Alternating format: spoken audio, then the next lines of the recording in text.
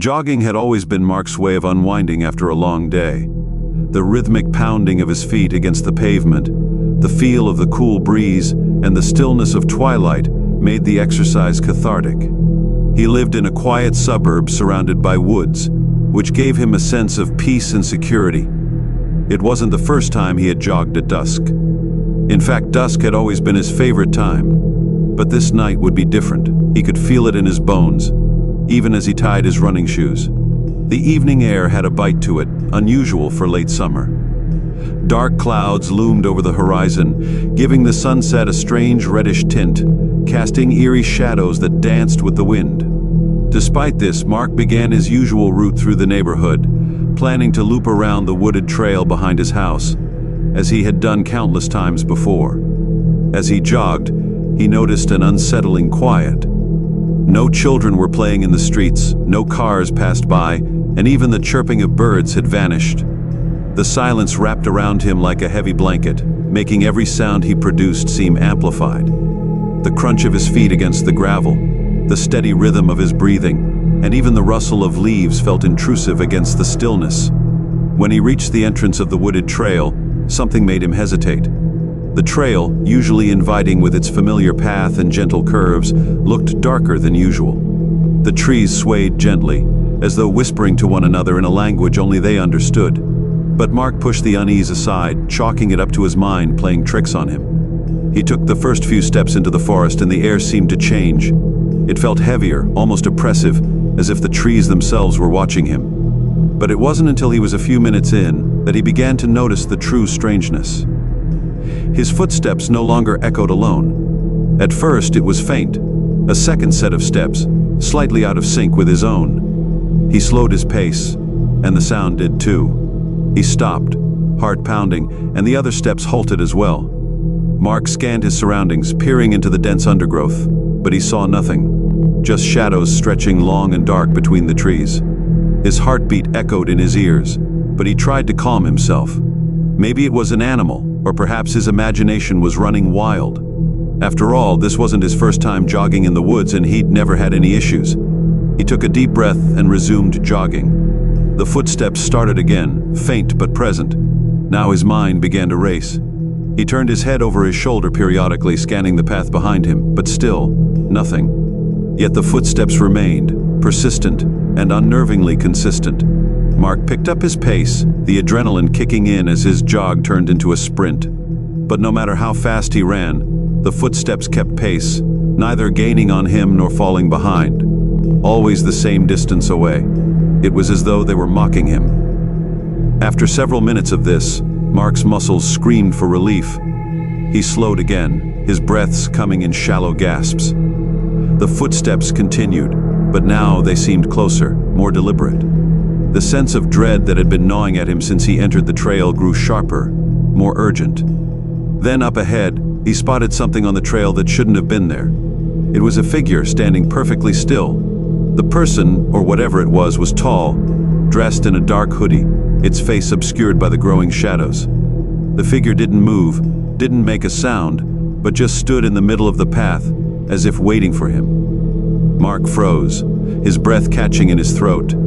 His mind raced with options. Should he turn back or confront the stranger? His feet felt rooted to the spot, but the figure made no move toward him. It simply stood there, almost blending into the gloom. He tried to shout, "Who are you?" But his voice came out thin, barely audible. And then, without warning, the figure began to walk toward him, slowly, almost lazily, as if there was no rush. But that slow, deliberate approach terrified him more than anything. His legs finally responded, and he turned to sprint back down the path, back toward the neighborhood. The footsteps behind him quickened. Now they were much louder, pounding in rhythm with his heart, but they no longer belonged to just one set. It sounded like multiple pairs of feet were chasing him, growing closer and closer, as if an unseen group was pursuing him through the trees. His lungs burned, and his legs felt like lead, but Mark pushed himself harder than he ever had before. He could hear breathing behind him now, low, raspy breaths that didn't belong to him. The trail felt longer than it ever had, twisting and turning in ways that seemed unfamiliar, almost like the woods themselves were shifting to keep him trapped. his surroundings blurred as panic overtook him. The trees now seeming to close in, blocking out what little light was left. Just when he thought he couldn't run any longer, the woods broke open, and he stumbled out into the street. Gasping for air, Mark collapsed on the pavement, his legs trembling uncontrollably. His head swiveled back toward the entrance of the trail, expecting to see the figures burst forth behind him. But no one emerged. The woods were as still as they had been when he first entered. For several minutes, Mark lay there, gasping for breath, his heart still pounding in his chest. Slowly, he rose to his feet and turned to look back at the trail once more. There was no movement, no sound, just an eerie, oppressive quiet. Shaken, Mark made his way home, never looking back. But the unease clung to him like a shadow. That night, sleep was elusive, his dreams haunted by the memory of those phantom footsteps and the dark figure. The next morning, as he scrolled through his social media feed, a local news story caught his eye. It detailed a series of mysterious disappearances in the area, all of them linked by one common thread. They had occurred near the jogging trail behind his neighborhood. The article mentioned strange sightings and eerie sounds reported by others who had taken the trail, many of whom had never been found. Chills crawled down Mark's spine as he read further. The final line in the article sent his stomach plummeting. Locals claim the trail is cursed, a place where people vanish without a trace, lured in by the sound of footsteps that don't belong to them. Mark never jogged on that trail again. The days following Mark's terrifying jog were a blur of paranoia. Every time he heard footsteps behind him, even in broad daylight, his heart would race, and he'd whip around to find nothing there. Every dark corner of his house seemed to hold shadows deeper than they should, and every quiet night felt suffocating, like something was just beyond his reach, watching. But he tried to brush it off, rationalizing the experience as a product of exhaustion, stress, or an overactive imagination. He told himself that the mind could play cruel tricks, especially in the dark. Still, the news article haunted him, the chilling mention of disappearances on the same trail he had barely escaped. It wasn't until a few weeks later that Mark's worst fears were confirmed. One evening, as Mark was sitting in his living room trying to relax, his phone buzzed with a message. It was from Jake, a neighbor he occasionally saw during his jogs. They weren't close friends, but they shared casual conversation and had sometimes run into each other on the wooded trail. Mark hadn't seen him since the night of his own horrifying experience, which he had never mentioned to anyone. The message read, "You around?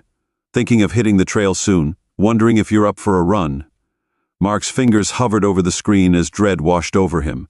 He wanted to warn Jake, to tell him to avoid the woods, to never step foot on that trail again. But before he could reply, Jake sent another message, "Actually, just going for it. See you out there if you're up for it."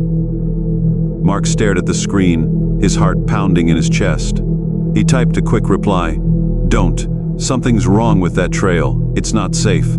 For a long moment, there was no response. Then finally, Jake's reply came, but it wasn't what Mark expected. "What do you mean? I'm already on the trail, but I haven't seen anyone." Mark's stomach twisted into knots. He thought back to the strange figure he had seen, the phantom footsteps, the oppressive feeling of being watched. His fingers flew over the screen as he sent a string of hurried texts. "Get out of there now. I'm serious. Leave the trail." The dots indicating Jake was typing appeared, but there was no message. Seconds stretched into agonizing minutes. Mark stood up, pacing the room, his anxiety mounting with each passing second. He sent another message. "Jake, are you there?" Finally, a message came through. "I think I see someone. They're just standing ahead on the trail, not moving." Mark's heart sank. His mouth went dry as memories of that night came flooding back, his breath quickening. He knew exactly what Jake was seeing. He typed back frantically, "Don't approach them. Turn around. Get out of there now." There was no response. Mark's entire body felt cold. He waited, staring at his phone, praying for some kind of reply. Minutes passed, but nothing came. The silence on the other end was suffocating. Unable to take it anymore, Mark grabbed his keys and bolted out the door. His mind screamed at him not to go back to the trail, but he couldn't leave Jake out there alone, not after what had happened to him.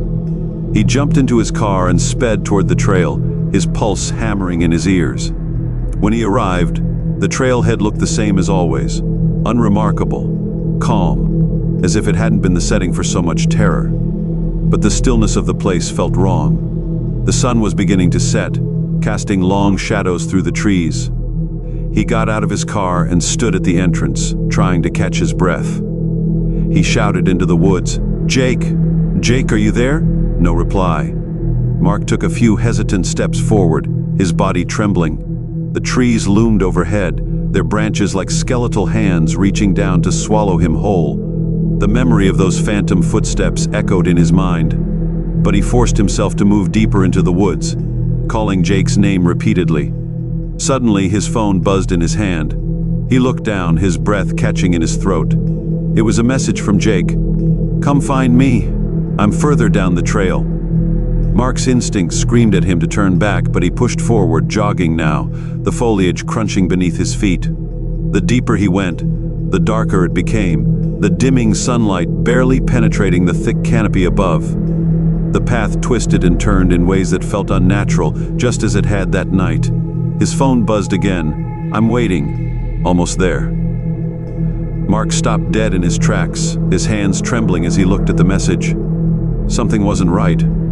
The words felt cold, robotic, like they didn't belong to Jake. He looked up, squinting through the gloom. And then, ahead on the path, he saw it, a figure standing perfectly still, just like before. Dark hoodie, face obscured by the shadows, utterly motionless. Mark's breath came in shallow gasps. He knew he had to leave, but his legs refused to move. The figure didn't advance this time. It simply stood there, waiting. Then his phone buzzed again. Another message from Jake, "I'm right behind you." Mark's blood ran cold. He spun around, eyes wide, but the trail behind him was empty, just an endless stretch of trees and darkness. But the footsteps started again. This time, there was no mistaking it. They were closer, heavier, and they were coming from both sides, closing in. Mark's phone slipped from his hand as the oppressive weight of the woods seemed to swallow him whole. Suddenly, the figure ahead began to move, slowly walking toward him, its head tilting ever so slightly to the side, as if studying him. The footsteps behind him grew louder, faster, and Mark could feel the presence of something, or someone, right on his heels. Without thinking, he turned and sprinted. He didn't care which direction he was going, he just ran. The footsteps chased him relentlessly, pounding against the ground, but he didn't look back. His lungs burned, his legs screamed in protest, but he kept going, fueled by sheer terror. Finally, the trees parted, and Mark stumbled out onto the street, collapsing onto the pavement. His vision blurred, and his body trembled uncontrollably. When he looked back at the trail, there was nothing. No figure, no sound, just the eerie silence of the woods. Jake was never seen again. The police searched the area for days, but no trace of him was found, no clues, no explanation. Mark told them everything, but they didn't believe him. They chalked it up to shock, to fear clouding his mind. But Mark knew the truth. Whatever was out there in those woods, it was waiting, watching. And one day, it would come again. The days dragged on, but the unease never left Mark. His mind replayed those final moments on the trail over and over. The figure standing on the path, the footsteps closing in from behind, the haunting message from Jake claiming to be right behind him. He couldn't escape the feeling that the woods still had their grip on him, like an invisible tether pulling at the back of his mind, drawing him closer to something he didn't understand but knew was unspeakably dangerous. He avoided the trail entirely after that night, though it hardly mattered. The sounds, the footsteps, still followed him. Whether he was walking through the neighborhood or sitting in his living room late at night, he'd hear faint echoes of someone or something just out of sight. Sometimes, when he was falling asleep, he could swear he heard the floor creak under the weight of invisible steps, the sound coming closer and closer to his bedroom door. Mark wasn't the only one who noticed strange things in the weeks following Jake's disappearance. Several other residents from the neighborhood reported eerie occurrences near the woods. A few joggers claimed they heard footsteps behind them, though no one was ever there when they turned around. One woman swore she saw a shadowy figure standing just off the trail, watching her silently, before it melted into the trees. But like most people in suburban areas, they shrugged it off as their minds playing tricks, the rational explanation always more comforting than the unknown. But for Mark, it was impossible to ignore. He couldn't escape the sense that something had been set into motion, something far beyond his control. He couldn't forget the night that Jake disappeared, nor could he shake the dread that followed him like a dark cloud. It was on one particularly quiet night, about a month after Jake's disappearance, that things took a darker turn. Mark had managed to convince himself to relax with a movie, trying to drown out the constant anxiety that gnawed at him. But halfway through the film, his phone buzzed on the coffee table. He stared at it for a moment, hesitant. It was late, too late for anyone to be messaging him. He grabbed his phone and unlocked it. The screen glowed with a single, chilling message: "You left me behind." Mark's blood ran cold. The number was unknown, but he didn't need to check to know who or what had sent it. His hands trembled as he stared at the message. His throat tightened, making it hard to breathe. His heart thudded in his chest, a rapid beat that echoed in the silent house. He typed back, his fingers clumsy on the screen, "Who is this?" The response came almost immediately: "You know who." A wave of nausea rolled over him. His mind screamed at him to turn off his phone, to get out of the house, but his body refused to move. His hands shook as he typed another message: "Jake?" For a long time there was no reply.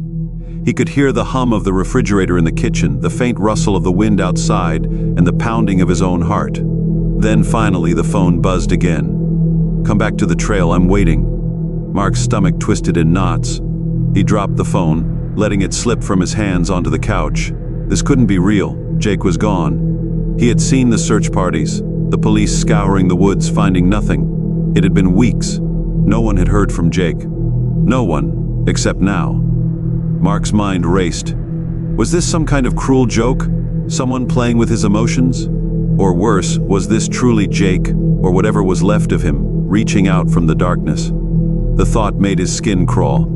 But deep down, Mark couldn't ignore the nagging sensation that something had followed him out of those woods, something far more sinister than a missing person. It was something ancient, malevolent, and patient. That night, sleep was impossible. He sat by the window, staring out at the quiet street, watching the edge of the woods in the distance. Every rustling leaf, every faint breeze seemed like a whisper, calling him back. His phone buzzed twice more during the night, but he didn't check the messages. He didn't need to. He knew what they would say. By morning, Mark's exhaustion had turned into a burning resolve.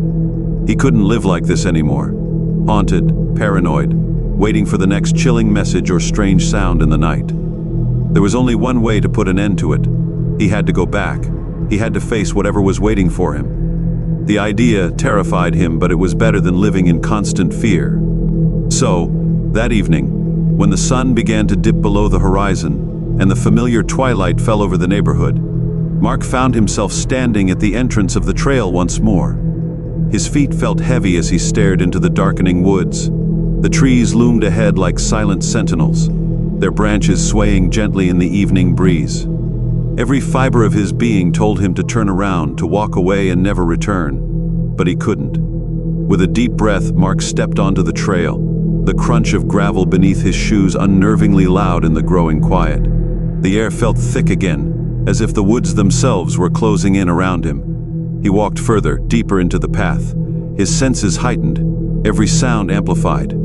The birds were silent, the rustling leaves felt more like whispers, and the wind seemed to carry a voice on its edge.